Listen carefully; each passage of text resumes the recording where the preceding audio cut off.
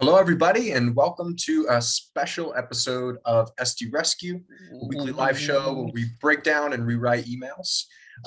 This is episode 52. We have officially done about a year of episodes dedicated to helping improve messaging for sales reps and SDRs. My name is Greyson, as always, and I'm the host, and my co-host today is the other co-founder of SDRev, AJ Alonso. How's it going, everyone? I'm excited for episode 52, man. This has been a year-long journey in the works. We're here for the I guess, not final episode because we're going to keep going, but after a year's worth to have it all kind of culminate into this. That's exciting. Yeah. Next goal, 100. So today we're going to be looking at something special as well to kind of celebrate episode 52. I have kind of walked through this before in past episodes, but not really tied it all together. So what we're going to be looking at today is testing. So how do you take messaging that you're trying to send people either, daily for prospecting or at scale with an automated campaign? And how do you use a process to actually, identify what's working, snuff out things that aren't, and really get to the goals that you originally set for that campaign? So we'll be looking today at a past episode that we did about 2 or 3 weeks ago.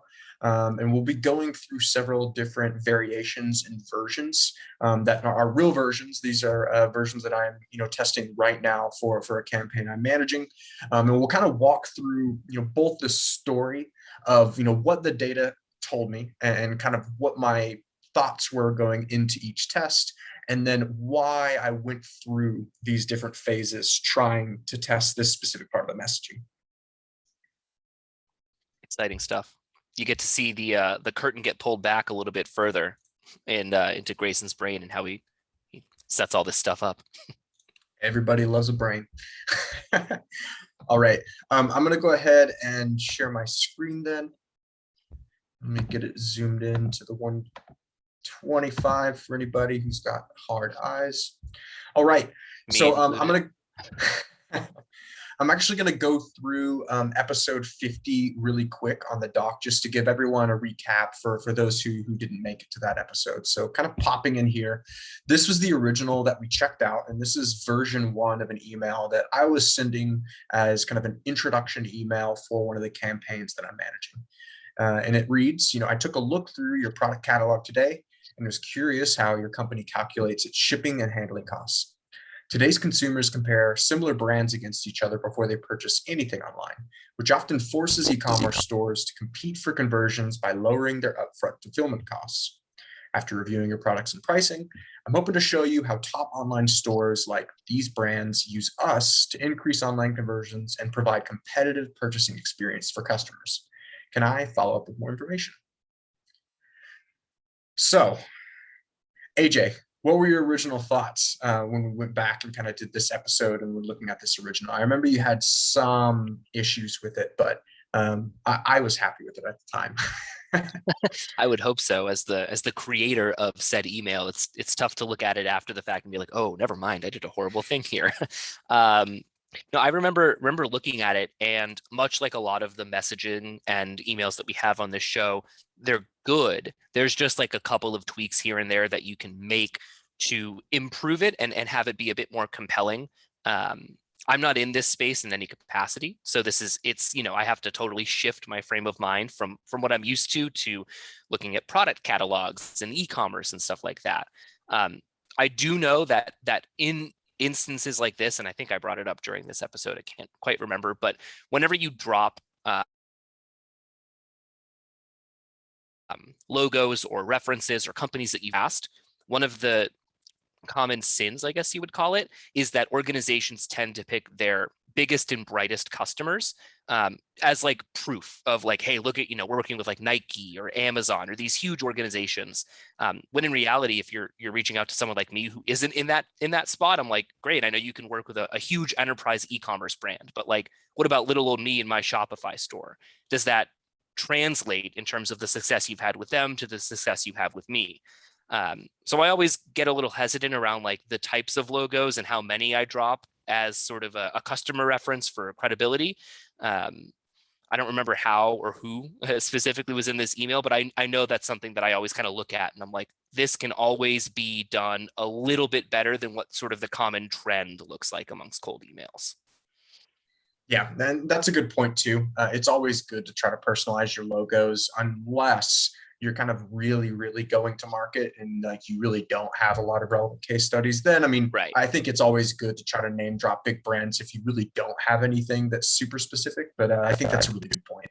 Um, Kind of hopping into this email and what I learned about it sending and what I was trying to do with this email. So this is a step one kind of version one email, which generally means I'm really trying to be conservative on both the intro and how I'm kind of getting myself into the conversation and what I'm trying to transition to into my offer. I'm trying to keep both of those simple because if they don't work, you can always get kind of more complicated or try new things. But generally, the hardest part of an email, other than the intro itself, which it's just hard to get yourself introduced and have a good relationship out of the gate with cold prospecting.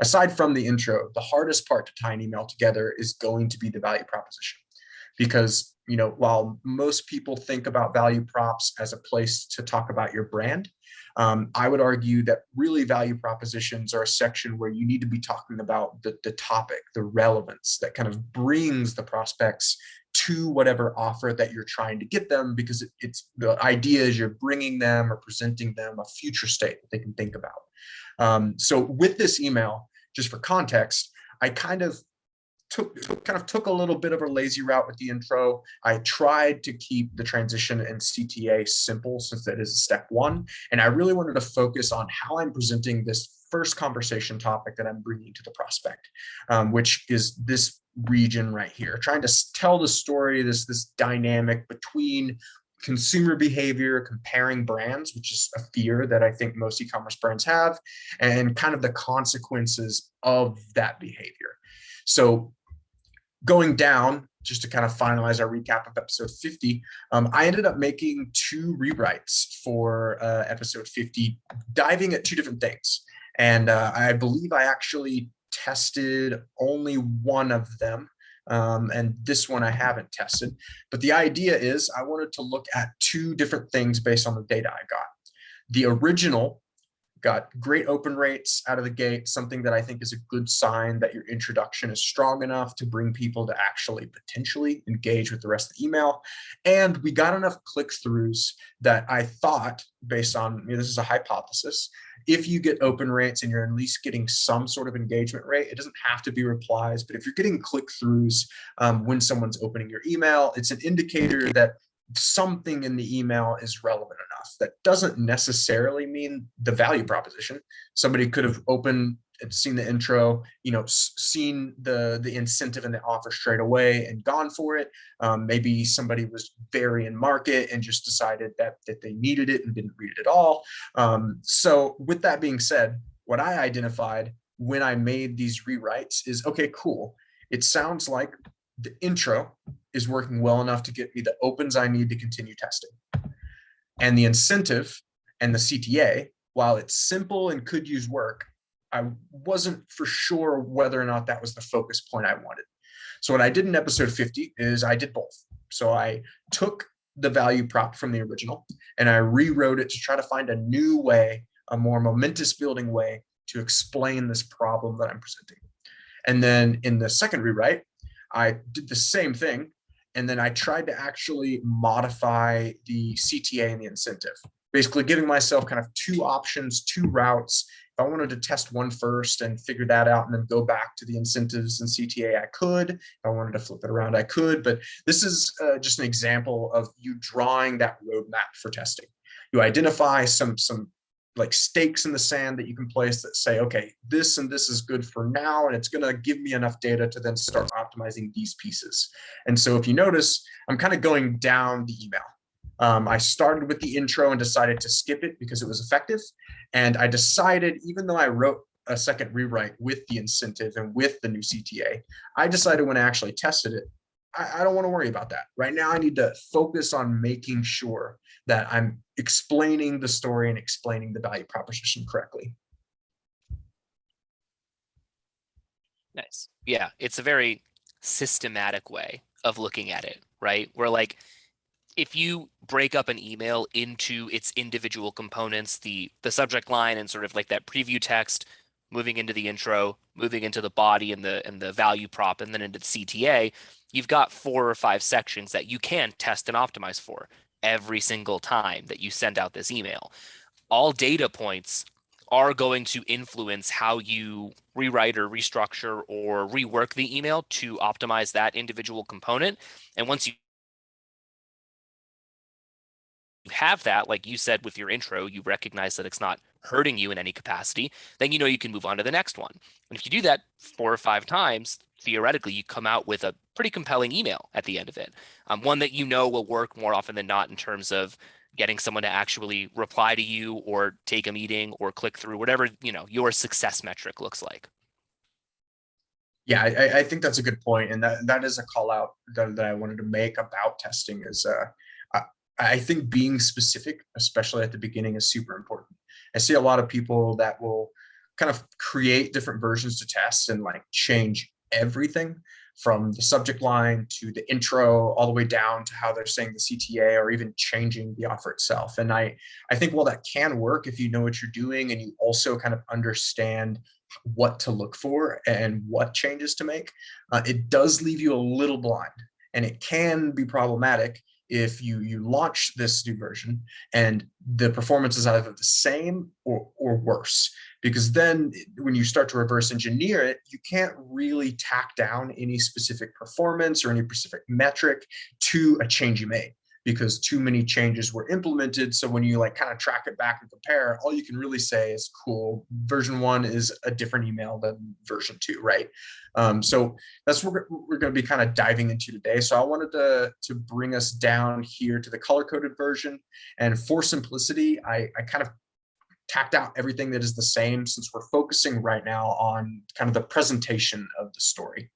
So to kind of read the version 2 value prop, since we haven't gotten to it, we're going to skip the intro and the rest of the email, but it goes, before purchasing anything online, today's consumers consider variables like shipping and handling and compare these additional costs to other brands when making decisions. Without the ability to compete on upfront costs, e-commerce brands risk losing conversions to other stores in their space with more cost-efficient supply chains. What do you think? I like how, and this is a big thing for me in general, is how you illuminate a potential problem. So if I run an e-commerce store, Shopify store, whatever, and I'm not realistically thinking too hard about variables like shipping and handling, and someone presents this message to me, my first thought isn't, do I take a meeting with this guy? My first thought is, am I losing out on customers because of this thing that I might have not thought about? So it's presented in a way that gets me to think about whether or not this is an actual issue at my organization. Um, and then you kind of hammer it home with, okay, if you think that this might be an issue, this is the consequence of not taking an action to deal with that. And you've put me in a position where if I don't do anything and I do think it's an issue, then I'm just negatively impacting my overall business when there's a potential solution right in front of me. Yeah. So I think you framed it very well in a non-accusatory or non assumptive way. Like you presented it to me, you let me come to my own conclusions, and then you've let me know how to rectify that.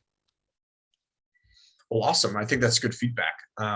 I think the big problem I had with the original version when I looked at it is that one, I kind of treat every sentence as if it's an intro when I'm optimizing it, just because like you're buying time every time someone decides to read more of your email. So how you introduce the next sentence or introduce the next step of a thought track, it's really important. It's not as easy as just talking at them and then they get the story. It's very important to be able to structure it in a way to where not only is it kind of enticing to start reading, but it makes more and more sense and the dots connect as they read through it. So when I looked at version 1, I noticed that, like, first off, the intro to that sentence isn't the best. it's very presumptive, even though it's not highlighted blue as an assumption. This is more me telling a story about consumers. But when e-commerce brands get reached out, whether it's a marketing agency or a software brand, what do they usually talk about? They usually talk about consumers and talking about what they do. And I felt like, because we were getting opens and people were interested enough to click through, but we weren't getting any direct responses that led to good outcomes out of the gate, that made me feel that, one, the value prop was maybe too confusing, and two, the value prop wasn't really enticing to read through. So what I did with the second version is I split it up into two pieces, first of all, because that one sentence is a little bit much to kind of wrap up that entire story. And it also forced me to kind of miss some of the important elements that I wanted to include to really make that pain burn, right? And then the second thing that I did is I tried to hook both of my sentences. So instead of this big, long phrase here before you get to the first comma, you'll notice I'm intentionally, with each sentence, it's like, before purchasing anything online, comma, without the ability to compete on upfront cost, comma. I'm trying to chop it up for the prospects intentionally to structure it in such a way that it's easier to digest the story. So, when they say before purchasing anything online, that's relevant and that's going to hook them. It's easy to read, but they have to read the rest to really understand what it's saying. And then the same thing with the second sentence. What does it mean if you can't compete on upfront costs? Most e-commerce brands can. So kind of leading with that is almost like, adding kind of a cliffhanger, and then they got to figure out what that means and if it's actually relevant to them, right? It's almost forcing them to read to see if it's something that they would want to raise their hand on. So that was my main strategy here, is looking at how can I, by treating every kind of sentence that you're testing as its own intro, how can I lead prospects into each one of these sentences with curiosity and without enough information to truly get them to stop reading. But two, I tried to take what was one sentence that is almost 3 lines long, if you count that one word on the bottom, and I tried to split it up so that the two separate ideas I was trying to share, which is kind of like cause effect here, it's easier to see. So instead of it all being in one big thing, which assumes that the prospects can actually digest all of that and get your sentence by just reading it from front to end, I tried to actually guide them. So it's almost like kind of shepherding them through my email. I'm saying, hey, before purchasing anything online, consumers consider these. Without the ability to compete on that, you risk doing this. It's a little bit easier to read, and I also think that it's a little bit easier to convey complicated arguments and complicated topics that sometimes, reps will run into that challenge, right? Where they just have too much information in their emails, and it's because of this problem. Sometimes it's very difficult to take what could be a paragraph about a topic and really condensing it down into the most relevant stuff that's also going to be like interesting for a prospect to read.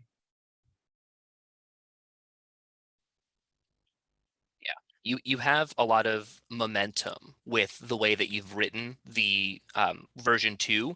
If you look at version 1 with it all being kind of one thought, the further along you get in the sentence, you kind of lose a bit of steam as you're reading it. There's nothing really to keep giving you a reason to go on at a certain point where you're like, okay, I get it. We compete before they purchase versus e-commerce stores doing what. Like I kind of lose myself as I go through it.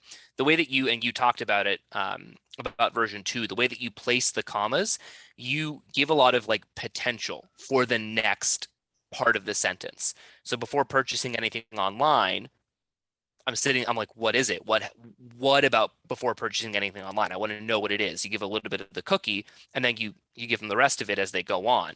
That like momentum, that potential energy there is huge for getting someone, to your point, getting to the next step of your email. Your goal when you're writing this is to get someone from that subject line to the intro, to the value prop, to the CTA. And if they're losing steam partway through, they're never going to get to the most important part of the email, that middle, the value prop. And then even if they don't get through that, they're not going to know why the CTA, you're reaching out. So they're not going to take any action on it. So you have to have that momentum that you've built here with the second version to get them to keep going from sentence to sentence to sentence to eventually whatever the incentive in CTA on this email is. Exactly. I just think Yeah, it's a huge exactly. thing that reps don't do. Well, I mean, to kind of spoil or give a spoiler. So like version 1, it's been tested. We sent it out. I already kind of recapped it. It got opens, got some clicks, no real responses into an opportunity. When we launched this version 2, we immediately saw a difference in engagement after the open, and which was my point, right? I wanted to really find a piece after the intro to try to hypothesize that that is what's causing problems, and this is what's going to help get them to the CTA. And what do you know? When I implemented this version, it worked. It's still a little early, and we need to optimize it a bit more. But compared to version 1, it's miles away, infinite percentages of meetings and opportunities compared to this original that I wrote. And I think while there is no true answer, I can't specifically tell you, what part of my changes caused that performance bump to happen. The reason why you do testing like this is because I can at least explain to you exactly what I did and why. And I have it limited enough to where if this didn't work, I could remove some of the things that I thought would work, or maybe I could adjust some of the things that I left behind last time. And so I think that's one big point I wanted to make out there for anybody who is interested in doing testing is you really need to keep marks in the sand, and you really need to document what and why when you're testing, because it's so easy to get lost in the data, to get lost in the ambiguity of being able to say one thing 100 different ways. So being able to actually tack down a hypothesis to a change for testing is gold, because then whether you lose or you win, you have a few key choices that you made that you can refer back to and analyze with new data. Whereas if you kind of just change everything, or if if you're too specific, it might not make any performance bump, or if you're changing everything, you won't know what's causing performances to go up or down. I'm definitely someone who's been guilty of doing the full email change as an SDR and like taking the core concept of a message and keeping it, but fully reframing it into a totally different email. And seeing the differences between the two, like, oh, email 2 got X% more open rate and reply rate or whatever. But looking back at it in the future, I can't pinpoint exactly why that was the case. So if I wanted to rewrite or refresh or just give my messaging a new facelift, I don't know what about the things that I did in that second email caused the change to then do again in future emails. So like, think about it like this. If you, like Greyson was saying, document, put marks in the sand, really understand like why and how you're making these changes, you're helping future you do it again so that you don't have to go through these same headaches when you're rewriting your messaging. Because future you will definitely thank you if you have some type of Evernote or Notion or Google Doc or whatever explaining why, how, and what you did to this email that got you better open rates. And if you're an SDR and you're doing this, if you're an SDR and you're doing this on your own, you are making a much bigger case for yourself to get promoted into an AE position or into some type of like leadership or management position. There's nothing bad that can happen with documenting testing results for you. I would completely agree. I would say really anyone that is sending emails on a regular basis, whether you're an SDR and you're just getting to the meeting, or I think this is even more relevant for AEs, because AEs aren't just doing prospecting. They've got to follow up with people who go cold, or they've got to re-engage lost deals, and they have all these other variables, which it's like a completely different realm. Like different messaging and different offers work for different audiences. And so in general, I think one of the best things I've done when I've learned about sales and how to do all of this is having that system.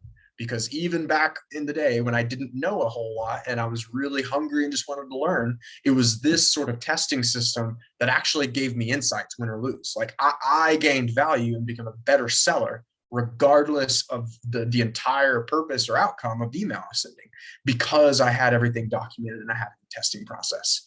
Let's go ahead and scroll back on. in the day.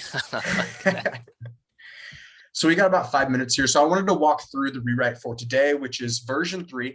This is an untested version. So this is me kind of taking that version 2 that seemed to be picking up steam, seemed to be a winning version to go off of. And I now have a new set of hypotheses to work through. So I can read this real quick. I took a look through your product catalog today and was curious how company calculates shipping and handling costs before any online purchase. Today, shoppers compare costs like shipping and handling when making decisions. Without the ability to compete on fulfillment costs, e-commerce brands risk losing conversions to other stores in the space with more effective or cost-efficient supply chains. And then incentive and CTA is the same. So what I tried to do here and what I'm doing for this next test is now a different 2 things, because I've identified some wins in my last version, and it's made me secure enough to start moving on to the next thing. And so to kind of recap the 2 changes I made, one is little things. I'm learning more about what terminology is resonating well with these prospects. So if you notice from the last one, I changed from consumers to shoppers, from upfront costs to more specific costs on fulfillment, and just little things like that to try to make it even more relevant and even more momentous value proposition. The second change and the major change I made was I wanted to cut down the first part of that sentence as much as possible, because the first sentence in version 2 was pretty much and around the same idea as the original. And what was really different in the last version was this sentence. I added an entirely new sentence to the version because I thought it would do better at really digging into the pain before we get to the offer. And based on my hypothesis and based on the data that we have now, I'm for now saying that that is a good sentence and that that's working. So I wanted to basically tweak it a little and leave it alone. And now my mission is, well, if this sentence is seeming to make the difference and this sentence is getting the point across well, why not just make this one even shorter? This is not the important part. This is kind of like the stage setting to the story, right? This is an obvious statement. Before people purchase, they look at costs, right? So what I'm trying to do here now is, now that I've kind of identified a good way to structure this value prop, now I'm chopping where things aren't needed, and I'm tweaking the terminology so that we can get to what I always talk about in these episodes, which is a really concise and well-positioned value proposition that says a lot with a little. Yeah, I think I cannot remember who said it or where I saw it, but one of my favorite quotes around crafting messaging is, your best tool is often the backspace button. Just like the more concise you can be, like you said, while still getting the point across, it makes it easier for everybody because you're doing a better job at creating something compelling with less words, which means that honestly, more often than not, the prospect's going to read it if it's less wordy.